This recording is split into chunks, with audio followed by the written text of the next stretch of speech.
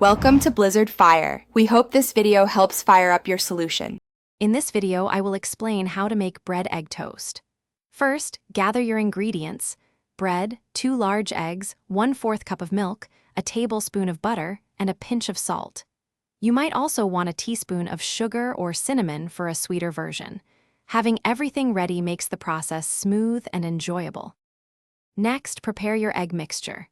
Crack 2 large eggs into a shallow dish, then whisk them thoroughly. Add 1/4 cup of milk, a pinch of salt, and any optional sugar or cinnamon. Ensure all ingredients are well combined, creating a smooth, consistent batter for dipping your bread slices. Now, it's time to dip and cook. Heat a non-stick pan over medium heat and melt 1 tablespoon of butter. Quickly dip each slice of bread into the egg mixture, ensuring both sides are coated but not overly saturated.